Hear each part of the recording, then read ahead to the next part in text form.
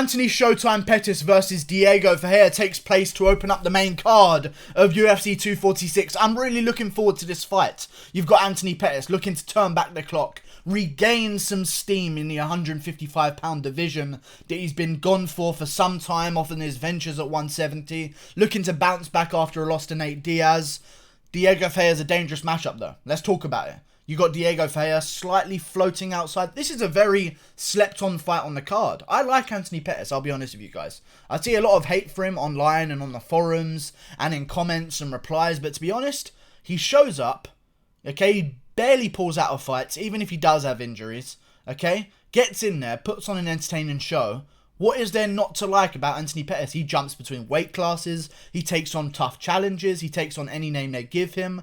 And I think right now he's looking for a win at lightweight. And he's chosen Diego Ferreira. Is it a smart choice? I don't think so. Is it the best fight to make? Probably not. I think that Anthony Pettis could have came down to 155 and waited for a few months for Al Iaquinta. But this just shows me that Anthony Pettis isn't really too concerned about a name. He just wants to get a win because history dictates with Anthony Pettis. If he gets a win, let alone string two together, he gets rewarded by the company with a big shot.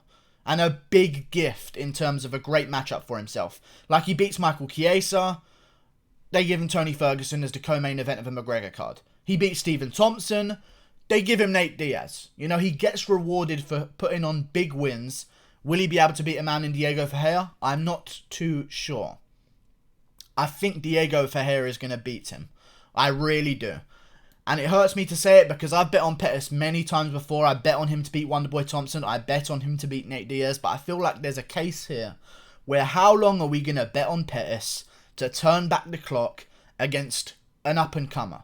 And it may stun some of you to hear me say up-and-comer because Pettis is younger than Diego Ferreira. But trust me, Pettis is 32 years of age, but he got into the game so young in his life that he's like Alder. He's taken the abuse of a veteran. You know, even though he's still a young man, his 32 is another man's 40. You know, like Anthony Pettis has been around the block for a very long time and he's had his injuries over and over and over again.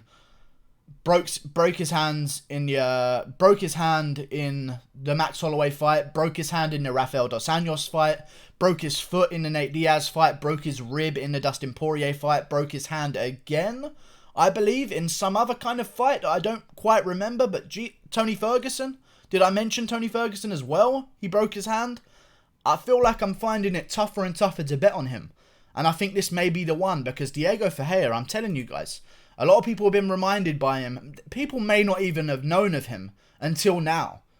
Like, even when he beat Mybek Taisimov on the main card of UFC 242, which we'll get to in a second. I mean, he's kind of just bust onto the scene, but the guy's been whooping shit for a very long time.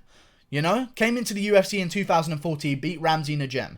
Lost twice to Beneil Dariush, Dustin Poirier, which is a big setback, but since then, I mean, the man's been on a mission. Beats Olivier Aubin-Mercier, who's no punk. Jared Gordon beats him, who's the last guy, I believe, to fight Charles Oliveira, so that's a name opponent. Kyle Nelson beats him, not the best guy in the division, but a win. Rustam Khabilov, dangerous man, beats him. Mybek Taisimov on the main card of UFC 242, beats him. I mean, Taisimov was being looked at as a contender on the rise. This guy's, everyone has to watch out for Mybek Taisimov.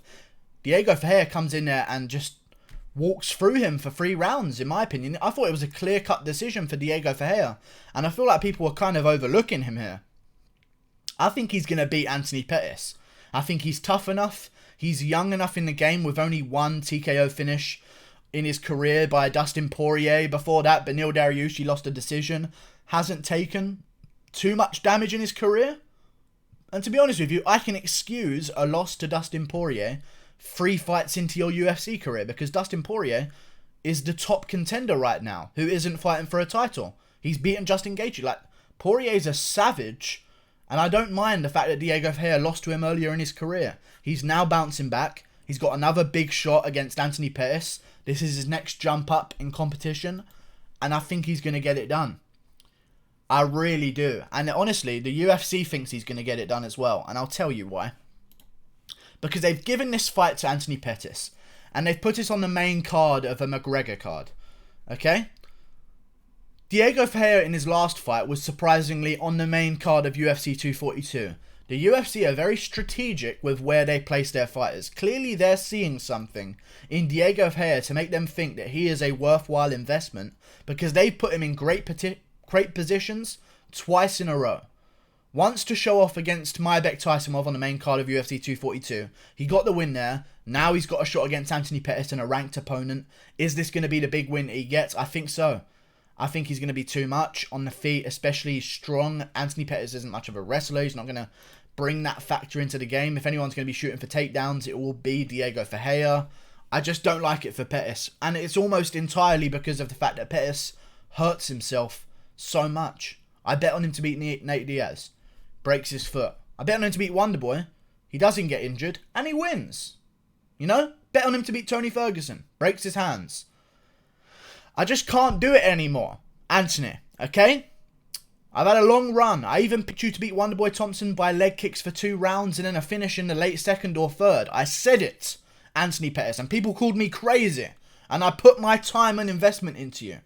I've just seen one too many in-cage injuries to rely on you again. And I think he's going to lose a decision that's going to be clear-cut with Anthony Pettis backing up to the cage and Diego Ferreira getting in there, getting in his face and making it a little bit ugly. But then again, he's Anthony Pettis. And he turns back the clock. And when you think that he's out, he bounces back. And if he wins, there are some amazing fights for him in the lightweight division. Like, if Anthony Pettis wins this fight, he's number 11. He'll probably move above Edson Barboza and Ali Aquinta, naturally, if he wins this fight. That's for sure, because Edson Barboza's leaving to featherweight, so Pettis will be number 10, automatically. Ali Aquinta, probably going to be a little bit inactive for a while, off selling houses in his off-season. Pettis will probably shift above him in the rankings. I could see Pettis sliding in at number 9, and then looking for maybe a Dustin Poirier fight, if he can string one together. Something like that. Maybe a Kevin Lee bout, if they can't get Makhachev versus Kevin Lee booked already. That fight should have been booked already. I don't know why they're not doing that one. There's some miscommunication with Kevin Lee, Makhachev, and Ali Abdelaziz. I hope they fucking work that one out, because I'd love to see that. But if not, and they can't get it done, Pettis versus Kevin Lee. Sign me up. And if Diego Ferreira wins, listen. You'll slide yourself above Charles Oliveira, who's looking for a good opponent. And if Diego Ferreira wins, let's have a battle of the Brazilians. That's what I want. If Diego Ferreira wins this fight, I want to see him turn around on a Brazil card, maybe in the middle of the year. And I want to see Diego Ferreira versus Charles Oliveira to decide the true Brazilian contender in Brazil.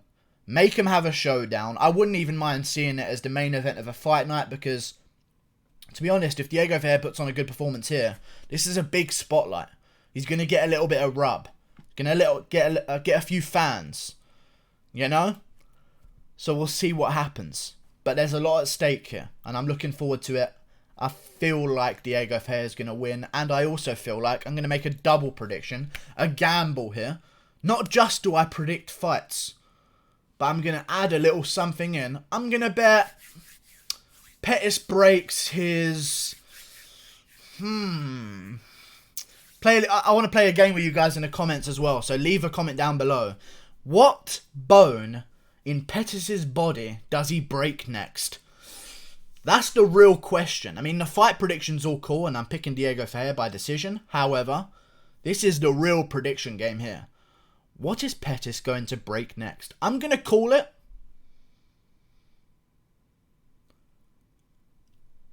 a left hand. I'm going to call a left hand break from Anthony Pettis. I'm going to maybe see him put up with it and then get bullied around. But I'll go Anthony Pettis, left hand. That's my prediction for this fight. Moreover than the actual fight itself, Anthony Pettis' left hand's going to go, for sure. Or, actually, there's no fucking odds. It's going to be his left hand, I guarantee you. He'll break it in the first round. Diego Ferreira will start taking over the fight. Or, Pettis goes out there and annihilates him. So, please prove me wrong, Pettis. We could do with you a round one more time to build up some hype for some other fights. I look forward to it. I guess he also said that he wants to fight Dan Hardy next. Which, to be honest with you, I wouldn't think if he won would be the best idea, because I'd be looking for him to maybe carry over some of that steam to take on a top contender and get himself back towards that title shot. However, if he does lose and the Dan Hardy fight is an option, that's a little fun one on the co-main event of a fight night for sure. Not quite main event material, but co-main event of a fight night. Sign me up. Pettis versus Dan Hardy. Sounds good. Like and subscribe. Thank you for watching. Diego Ferreira by unanimous decision after Pettis breaks his hand. Click that button now. Goodbye.